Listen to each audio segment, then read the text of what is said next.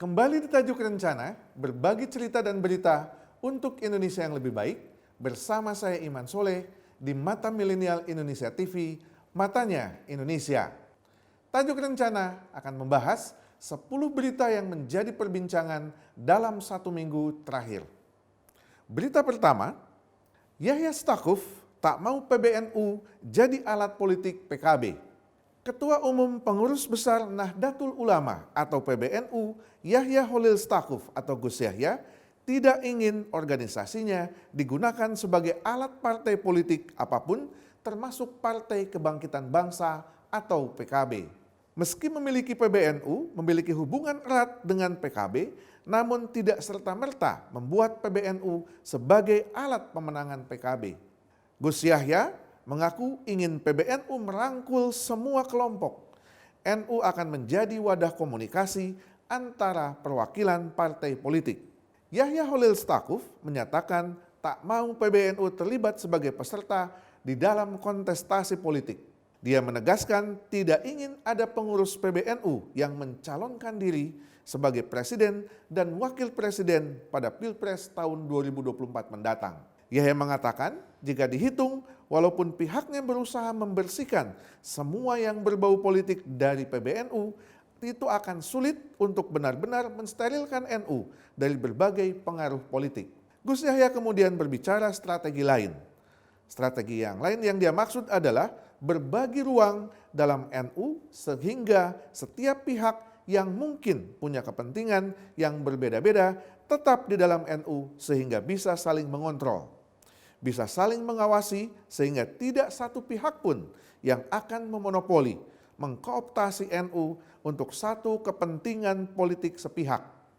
Dengan semuanya yang dihasilkan adalah kesepakatan bersama mengenai kepentingan bersama. Gus Yahya menyebut pengurus NU yang berkecimpung di dalam struktur partai politik tetap ada peluang terlibat di dalam NU. Tetapi tidak boleh hanya satu warna. Semuanya harus dapat kesempatan. Pemirsa, seperti diketahui bahwa Partai Kebangkitan Bangsa tidak bisa dilepaskan keterkaitannya dengan organisasi agama terbesar di Indonesia, Nahdlatul Ulama. Partai Kebangkitan Bangsa adalah satu partai yang dilahirkan dengan gagasan-gagasan dari Abdurrahman Wahid atau Gus Dur pada masa lalu. Pemirsa, seperti diketahui, Partai Kebangkitan Bangsa tidak bisa dilepaskan sebagai bagian dari organisasi keagamaan terbesar di Indonesia, Nahdlatul Ulama. Sejak kelahirannya, Partai Kebangkitan Bangsa seolah menjadi sesuatu yang tidak bisa dilepaskan dari NU. Seperti diketahui, Partai Kebangkitan Bangsa adalah gagasan-gagasan besar dari seorang yang bernama Abdurrahman Wahid atau Gus Dur.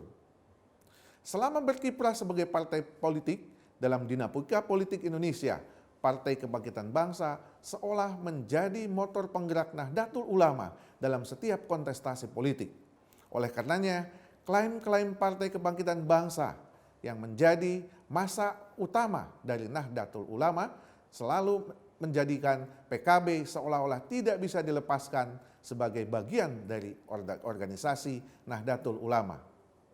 Statement dari Ketua Umum PBNU yang baru, Gus Yahya, menyatakan bahwa NU tidak mau lagi diajak-ajak sebagai panggung utama bagi Partai Kebangkitan Bangsa, menunjukkan bahwa NU akan kembali menjadi organisasi keagamaan yang terfokus pada organisasi yang tidak memiliki satu warna, yaitu Partai Kebangkitan Bangsa. Tetapi kemungkinan pernyataan Gus Yahya tidak akan melangkahi kesepakatan NU yang kembali kepada Hito 1926. Berita kedua, Puan Maharani sebut DPR siap gas selesaikan RUU TPKS. Ketua Dewan Perwakilan Rakyat Puan Maharani menegaskan jika DPR terus mengupayakan supaya rancangan undang-undang tindak pidana kekerasan seksual atau RUU TPKS segera disahkan menjadi undang-undang. Maraknya kasus kekerasan seksual yang timbul ke permukaan dalam beberapa waktu terakhir menjadi alasan DPR semakin berkomitmen supaya RUU TPKS segera disahkan. Tidak hanya itu, Puan juga menegaskan DPR mendukung RUU TPKS segera disahkan supaya korban-korban kejahatan seksual lebih mendapat jaminan hukum serta memperoleh keadilan. Oleh sebab itu, ia juga berharap pemerintah segera dapat memproses surat presiden setelah RUU TPKS disahkan sebagai inisiatif DPR sehingga pembahasan berjalan lancar. Di samping itu, Puan juga mengungkapkan keprihatinannya atas kasus pemerkosaan terhadap seorang anak yang berusia 14 tahun di Bandung. Ia meminta polisi mengusut tuntas kasus ini serta menangkap seluruh pelakunya.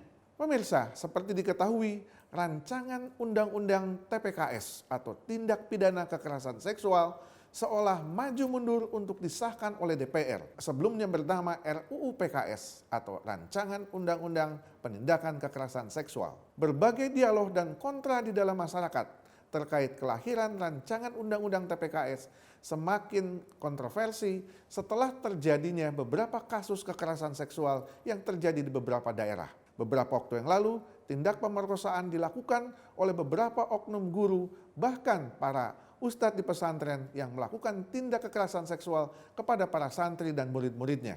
Oleh karenanya, rancangan Undang-Undang TPKS menjadi penting untuk disahkan segera oleh DPR atas dasar permintaan dari pemerintah. Pernyataan Puan Maharani agar surat presiden segera dilayangkan kepada DPR agar DPR segera bisa mensahkan RUU TPKS menjadi pusat perhatian masyarakat. Berita ketiga, 122 napi terorisme ikrar setia pada NKRI sepanjang tahun 2021. 122 narapidana kasus terorisme telah menyatakan ikrar setia pada Negara Kesatuan Republik Indonesia sepanjang tahun 2021. Kepala Bagian Hubungan Masyarakat dan Protokol Ditjen Pemasyarakatan Rika Aprianti menyebut jika para napi berjanji setia kepada Pancasila dan Undang-Undang Dasar 1945 dan turut serta melindungi negara dari tindakan terorisme. Adapun Kemenkumham menegaskan dari 122 napi yang menyatakan setia, jumlah terbanyak berasal dari Lembaga Pemasyarakatan Narkotika atau Lapas kelas 2 Gunung Sindur dengan 68 orang narapidana. Rika menjelaskan ikrar setia NKRI merupakan implementasi hasil akhir program deradikalisasi. Dengan demikian, lewat sumpah itu, para napi terorisme telah siap kembali membangun kehidupan di tengah masyarakat. Dia menyebut program deradikalisasi telah melibatkan aparat penegak hukum terkait seperti BNPT, TNI, Polri, Densus 88, Badan Intelijen Negara, Kementerian Sosial, dan pemangku kepentingan lain. Pemirsa, seperti diketahui, tindakan terorisme masih terus membayangi kita. Sepanjang tahun, hampir sampai dengan tahun 2021, sebanyak 4.000 tahanan terorisme telah dimasukkan dan diberikan status narapidana.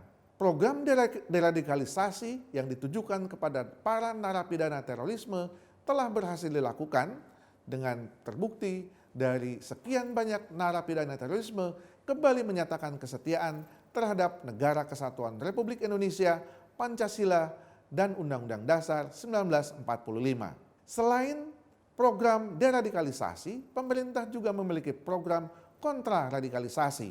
Radikalisasi adalah program yang dilakukan kepada masyarakat yang merupakan sosialisasi kepada kelompok-kelompok rentan terhadap kegiatan intoleransi, radikalisme, dan terorisme. Berita keempat, Wakil Gubernur DKI Jakarta sebut pembukaan belajar tatap muka 100% karena pencapaian vaksinasi melampaui target.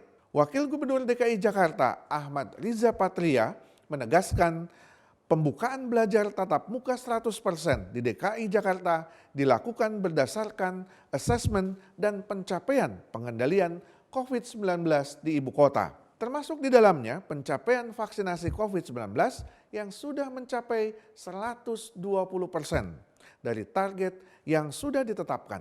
Riza juga mengatakan pencapaian DKI Jakarta dalam pengendalian COVID-19 bisa dilihat dari status pemberlakuan pembatasan kegiatan masyarakat atau PPKM. Saat ini DKI Jakarta berstatus level 1 dalam PPKM DKI Jakarta sehingga belajar tatap muka diizinkan 100% sesuai dengan surat keputusan bersama 4 menteri tertanggal 27 Desember tahun 2021.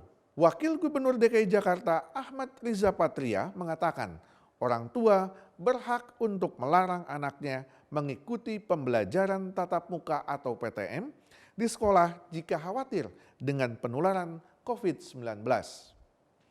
Mantan anggota DPR ini menjelaskan untuk mengikuti PTM secara terbatas di sekolah dikembalikan pada orang tua dan peserta didik masing-masing. Meski saat ini tengah adanya varian baru COVID-19 yaitu varian Omikron yang telah masuk ke Indonesia, Pemprov DKI Jakarta memutuskan tetap menggelar PTM terbatas dengan kapasitas 100%.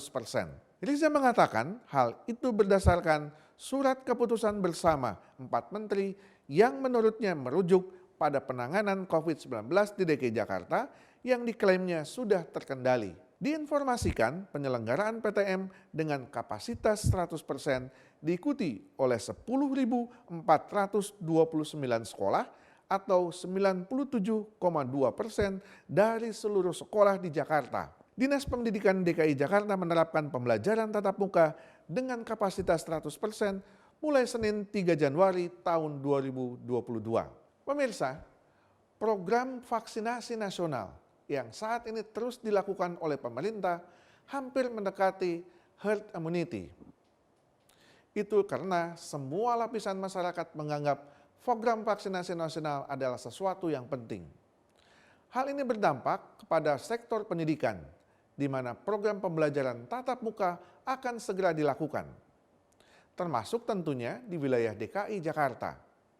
Kebijakan pembelajaran tatap muka 100% bagi seluruh siswa di DKI Jakarta adalah kebijakan yang dianggap akan memberikan gambaran bahwa herd immunity akan semakin mendekati di wilayah DKI Jakarta. Keberhasilan DKI Jakarta melakukan program vaksinasi nasional hingga melampaui target 120% adalah sesuatu yang patut diacungi jempol. Oleh karenanya, pembelajaran tatap muka menjadi tantangan tersendiri bagi wilayah DKI Jakarta. Dengan catatan, protokol kesehatan tetap diberlakukan dan semua itu dikembalikan kepada orang tua siswa masing-masing apakah siswanya akan diberikan pembelajaran tatap muka 100% atau melakukan program pembelajaran secara hibrid. Berita kelima, Jokowi teken Perpres Percepatan Pembangunan demi G20 dan ASEAN Summit.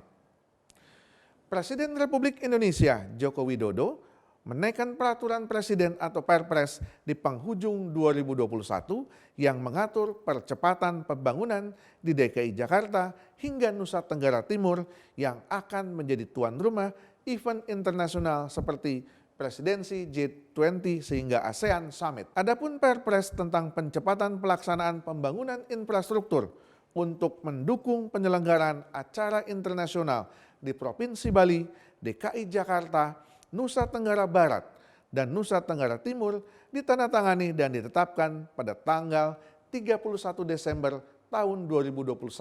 Dalam Perpres itu, Presiden Joko Widodo menugaskan Menteri PUPR melaksanakan percepatan pelaksanaan pembangunan atau renovasi infrastruktur dan fasilitas di Bali untuk mendukung Presiden Indonesia dalam KTT G20, renovasi TMII di DKI Jakarta, penataan kawasan Mandalika di Nusa Tenggara Barat, dan persiapan ASEAN Summit di Tanah Mori, Labuan Bajo, Nusa Tenggara Timur.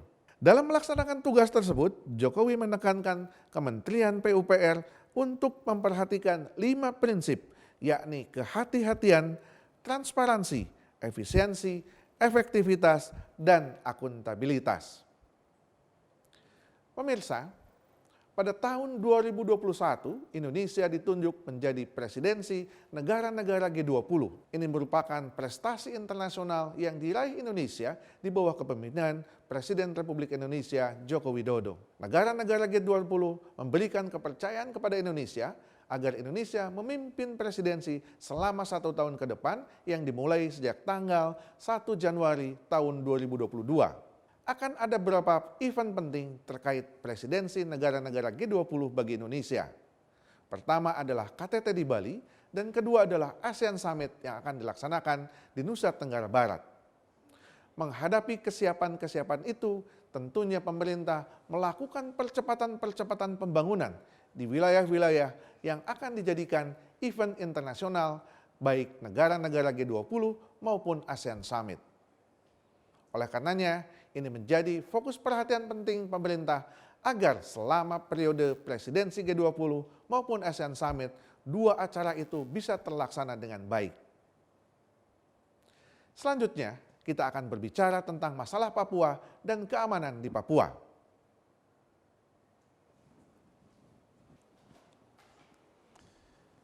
Kembali berita tentang Papua. Bukan HUT OPM, 1 Desember adalah pengakuan Papua lepas dari Belanda. Pemerhati Papua, Profesor Imron Kotan menegaskan terkait polemik tanggal 1 Desember yang sering dijadikan sarana propaganda oleh kelompok separatis dan teroris atau KST Papua.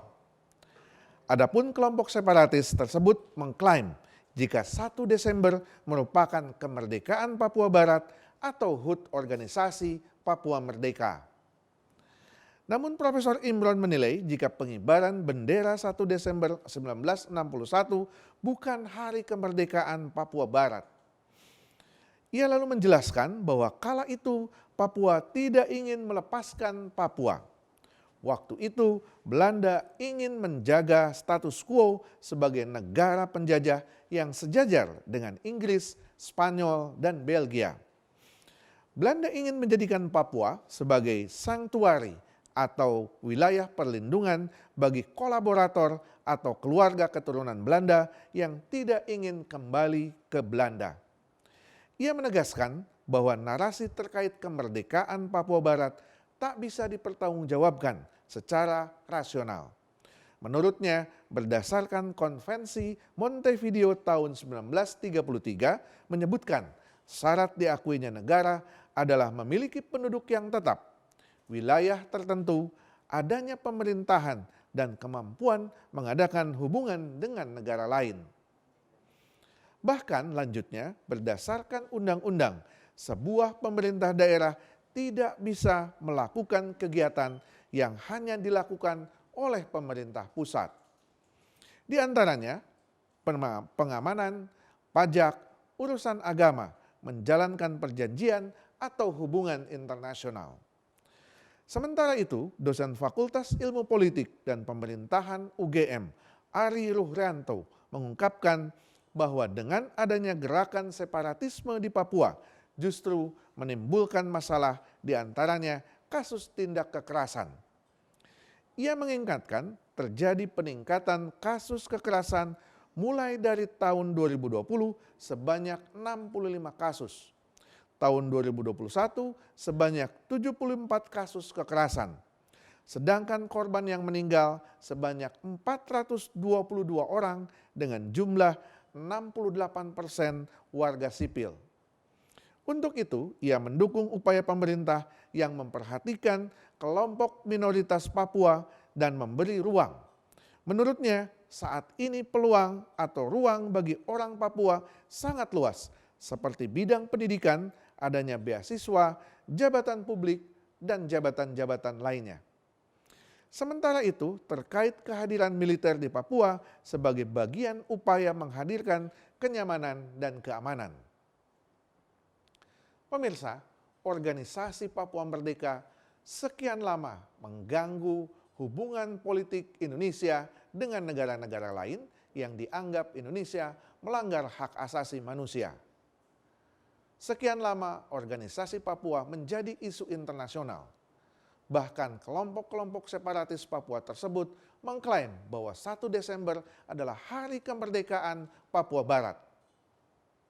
Setiap tanggal 1 Desember terjadi kontroversi, bahkan pertentangan di kalangan publik terkait pengibaran bendera bintang kejora di wilayah Papua. Oleh karenanya, penelusuran sejarah serta sosialisasi sejarah nasional tentang Papua terkait penentuan pendapat rakyat pada tanggal 1 Desember tahun 1962 menjadi penting agar keutuhan Negara Kesatuan Republik Indonesia kembali menjadi utuh di mata internasional. Pengibaran bendera Papua atau bintang kejora akan terus terjadi pada setiap tanggal 1 Desember. Oleh karenanya, sosialisasi dan tegas atau tindakan tegas dari pemerintah bahwa terhadap kelompok-kelompok separatis tidak akan diakui keberadaannya menjadi penting untuk masa depan Papua. Berita ketujuh, pengibaran bendera bintang kejora oleh KST Papua merupakan bentuk propaganda. Kelompok separatis dan teroris atau KST Papua mengklaim telah mengibarkan bendera bintang kejora di 3 tempat di Kabupaten Intan Jaya, Papua. Pengamat intelijen dan keamanan Stanislaus Rianta menilai tindakan tersebut didasari oleh kebutuhan kelompok tersebut terhadap eksistensi organisasi. Jubir Komnas TPNPB OPM, Sebi Sambom menegaskan jika pengibaran tersebut dilakukan sebagai bentuk perang yang terus berlanjut. Sementara itu, kepolisian masih melakukan pengecekan perihal kebenaran isu tersebut. Pemirsa, setiap tahun atau pada tanggal 1 Desember, kelompok separatis teroris Papua selalu melakukan provokasi dengan melakukan kegiatan pengibaran bendera bintang kejora di beberapa tempat di wilayah Papua. Pernyataan kelompok separatis Papua yang mengatakan bahwa pengibaran bendera bintang kejora merupakan provokasi terhadap perang yang tidak akan pernah berhenti terhadap pemerintah Republik Indonesia adalah sebuah propaganda dan provokasi yang tidak laku. Eksistensi organisasi Papua Merdeka semakin mengecil setelah beberapa negara-negara internasional semakin tidak mengakui eksistensi organisasi Papua Merdeka. Organisasi Papua Merdeka hanya membutuhkan panggung-panggung kecil agar eksistensi dan pengakuan terhadap internasional terus dilakukan kepada organisasi Papua Merdeka. Kebijakan pemerintah Republik Indonesia yang memberikan status otonomi khusus bagi Papua justru semakin mengecilkan eksistensi dan keberadaan organisasi Papua Merdeka. Kesejahteraan dan kemajuan rakyat Papua semakin terlihat. Pembangunan infrastruktur dan suprastruktur di wilayah Papua semakin terlihat dan menjadikan Papua setara dan sejajar dengan provinsi-provinsi lain di wilayah Negara Kesatuan Republik Indonesia. Berita ke-8, pemerintah melarang ekspor batubara mulai tanggal 1 hingga 31 Januari tahun 2022. Pemerintah melarang ekspor atau penjualan batubara ke luar negeri mulai Januari hingga 31 Januari tahun 2022. Selain itu, perusahaan pemegang PPKP 2B dan IUP wajib memasok seluruh batubara untuk kebutuhan di dalam negeri. Larangan ekspor ini termuat dalam surat edaran Direktorat Jenderal Mineral dan Batubara Kementerian ESDM. Adapun hal ini juga sesuai dengan kewajiban pemenuhan kebutuhan dalam negeri dan atau penugasan dari pemerintah kepada perusahaan dan atau kontrak dengan PLN dan Independent Power Producer atau IPP. Lebih dari 10 juta pelanggan PT PLN Persero, mulai dari masyarakat umum hingga industri di wilayah Jawa, Madura, Bali atau Jamali dan non-Jamali, dia menegaskan jika larangan ekspor tidak dilakukan, hampir 20 pembangkit listrik tenaga uap dengan daya sekitar 10.850 megawatt akan padam. Pemerintah telah beberapa kali mengingatkan kepada para pengusaha batubara untuk terus memenuhi komitmennya untuk memasok ke PLN. Namun realisasinya pasokan setiap bulan ke PLN di bawah kewajiban persentase penjualan batubara untuk kebutuhan dalam negeri atau Domestic Market Obligation atau DMO. Hal ini terus terakumulasi dan di akhir tahun pembangkit PLN mengalami defisit pasokan batubara. Menurutnya, persediaan batu bara yang aman di PLTU PLN adalah harus di atas 20 hari operasi. Pada hakikatnya, pengusaha memahami dan mendukung kebijakan pelarangan sementara ekspor. Hal ini demi pemenuhan kebutuhan PLN untuk menghindari pemadaman listrik. Namun para pengusaha juga meminta agar PLN memperbaiki mekanisme pengadaan batu bara agar semakin membaik. Pemirsa, kebijakan pelarangan ekspor batu bara terkait dengan kebutuhan PLN akan pasokan batu bara agar pasokan listrik seluruh wilayah Jawa dan Bali tetap terjaga. Ketika kebijakan pelarangan ekspor ini diberlakukan, berdampak kepada stabilnya dan amannya pasokan listrik sepanjang Jawa dan Bali. Tetapi di samping itu, kita harus berpikir memenuhi energi yang terbarukan pada masa-masa mendatang, sehingga kebutuhan batu bara tidak bergantung kepada para pengusaha batu bara bagi pemenuhan kebutuhan PLN tidak hanya Jawa Bali, tetapi bagi seluruh wilayah di Republik Indonesia. Berita ke-9, Menteri Kesehatan buka kemungkinan booster COVID-19 diberikan setengah dosis. Menteri Kesehatan Budi Gunadi Sadikin mengatakan Indonesia berencana menerapkan setengah dosis atau half dose untuk suntikan ketiga vaksinasi atau booster COVID-19. Rencana itu muncul penerapan setengah dosis yang dikeluarkan Pusat Pengendalian dan Pencegahan Penyakit Amerika Serikat atau CDC dan Badan Pengawas Obat dan Makanan Amerika Serikat. Suntikan setengah dosis berlaku bagi vaksin Moderna dan Pfizer. Sebab kedua merek vaksin itu diyakini mengandung dosis yang lebih keras. Budi menyebut jika hasil ITAGI menunjukkan kemanjuran setengah dosis dan dosis utuh tak ada bedanya, maka Indonesia akan menerapkan setengah dosis saja. Terlebih dengan begitu, Indonesia bisa mengamankan target booster dengan stok vaksinasi yang tersedia. Budi menyebut Indonesia membutuhkan sekitar 230 juta dosis untuk booster. Namun sampai saat ini Indonesia baru mengantongi 113 juta dosis booster. Sebelumnya, penyuntikan dosis ketiga atau booster akan dimulai 12 Januari sesuai arahan Presiden Joko Widodo. Nantinya akan ada 244 kabupaten kota yang bisa melaksanakan penyuntikan vaksin corona dosis ketiga atau booster ke masyarakat umum karena sudah memenuhi semua kriteria.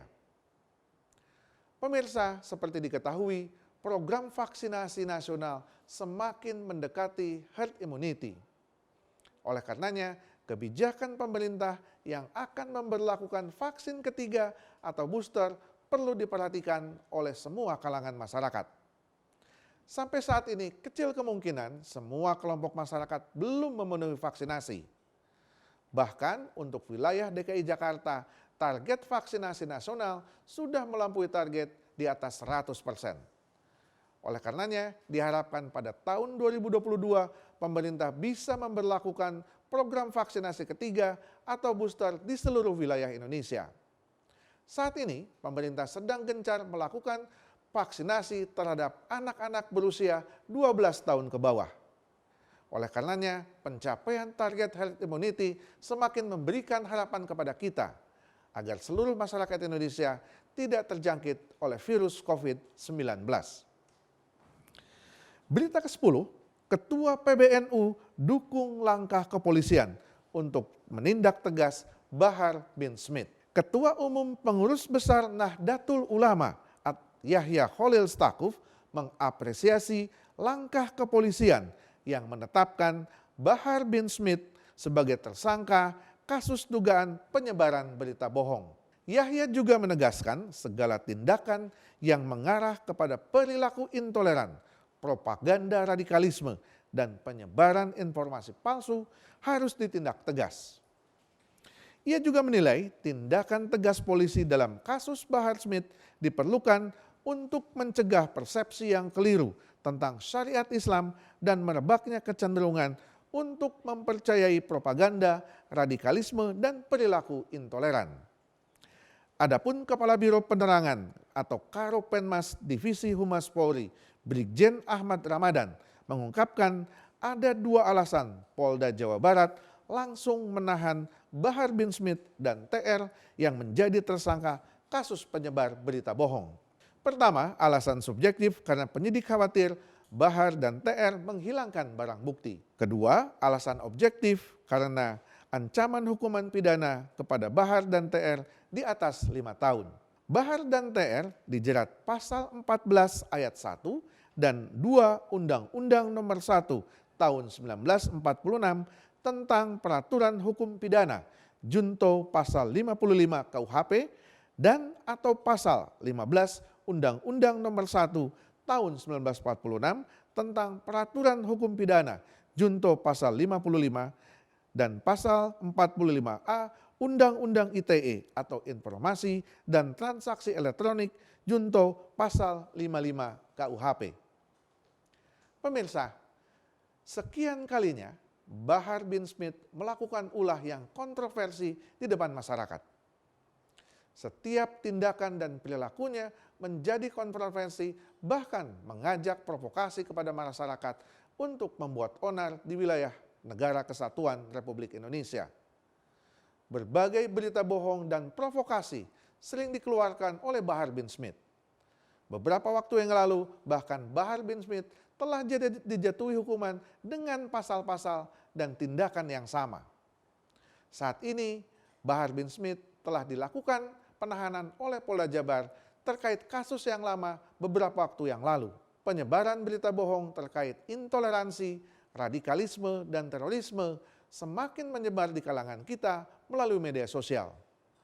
Oleh karenanya, kewaspadaan setiap masyarakat agar tidak turut terpancing atau bahkan terprovokasi oleh berita-berita yang disebarkan yang mengajak kita kepada perpecahan. Terima kasih telah menyaksikan Tajuk Rencana.